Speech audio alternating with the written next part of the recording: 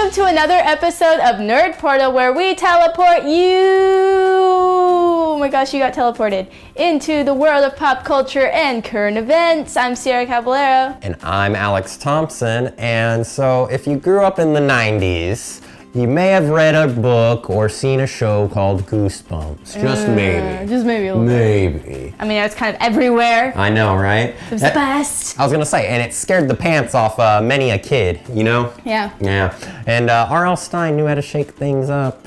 But speaking of the guy, in recent news, it appears that Stine himself will be trying his hand in the comic world within Marvel.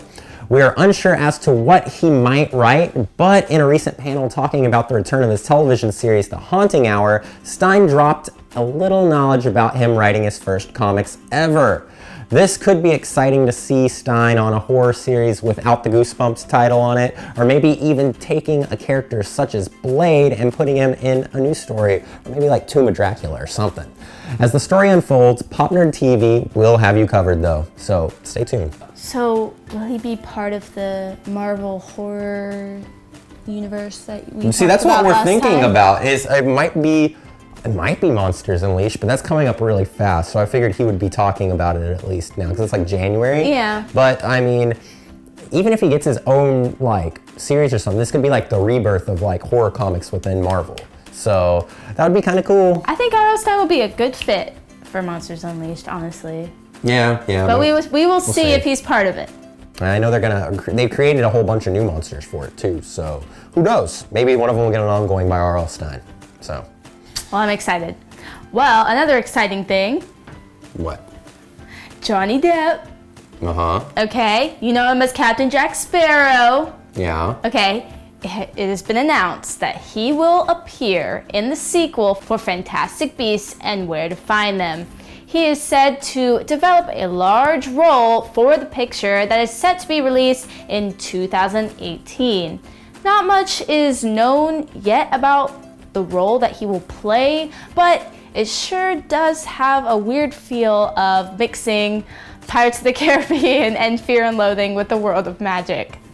Yeah. That's kind of weird. I don't know. Every time I see him, it's like I usually think of Fear and Loathing myself. Fear and Loathing, yeah. In Las Vegas. Yeah. This crazy film. I don't know. I think it'll be really cool to see him in the world of Harry Potter, honestly. Yeah. It'd be so cool. I'm excited. I feel like his whole career was leading up to this moment. This is what he was waiting for. This is the big break. Out of every every movie he's done, this is it. This is it. This is that moment. But anyway, remember guys, this isn't backcountry. This is the wizarding world. Let us know how you feel about Johnny Depp invading everyone's favorite magical world in the comments below. Should be cool. It'll be a different thing. Yeah. It's not a Tim Burton movie. But it'll do. It'll do. One of the biggest game retailers, GameStop, announced that its shares have been dropping due to a lack of sales within new video games and new consoles. The shares have dropped in price by roughly 12%, which may have to be attributed to the sales of digital copies of video games on physical consoles, because most people don't want to get up and go to the store anymore. Although they have high hopes with the next year's release of new systems and virtual reality components, the company is predicted to not meet forecasts for the end of the year and accept a drop in share prices. Though this may be bad news for GameStop, the company is based out of the Grapevine area and also has been opening a series of stores called ThinkGeek. Really? Yeah, and they've been doing pretty well overall in the Dallas area. But when I think of ThinkGeek, I think of the company that does all the t-shirts and the cool stuff. I mean, is it the same thing? It's basically the same thing. Really cool, awesome. Yep. Making sure I'm on the right track. You got it. So, what do you guys think the cause is of declining video game sales for new games? Let us know in the comments below, please. I want to know. Well, the autobiographical novel The Glass Castle, written by Jeanette Walls, is being given a film adaptation. The film is expected to be released in 2017. The film will star Brie Larson and Naomi Watts. What is The Glass Castle about? Well, it is a memoir that recounts the unconventional and poverty-stricken upbringing of Jeanette Walls and her siblings. I remember reading the book in high school, and I will say that it's pretty amazing and worth a read. Photos have been released exclusively through Entertainment Weekly, the magazine. So if you want to see the photos, definitely check it out. They are really beautiful photos, actually. Brie Larson looks great. She has red hair, I guess. I don't know. She's like standing there. She has a lot of authority. She looks cool. I mean, Did she chop her hair off yet? I don't know. I don't think so. Okay. I haven't seen her recently.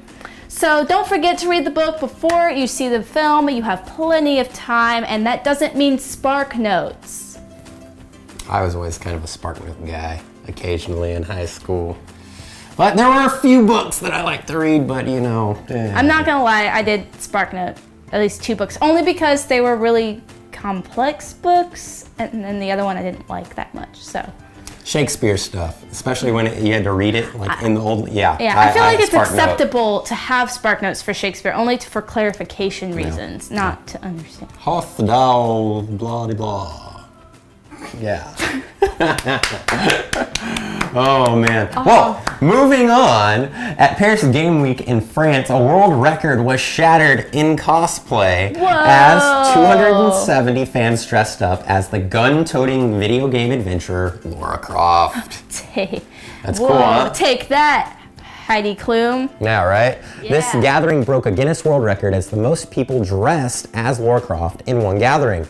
This wasn't the only record being broken though, as Tomb Raider also received a record for the most appearances on magazine covers by a video game character.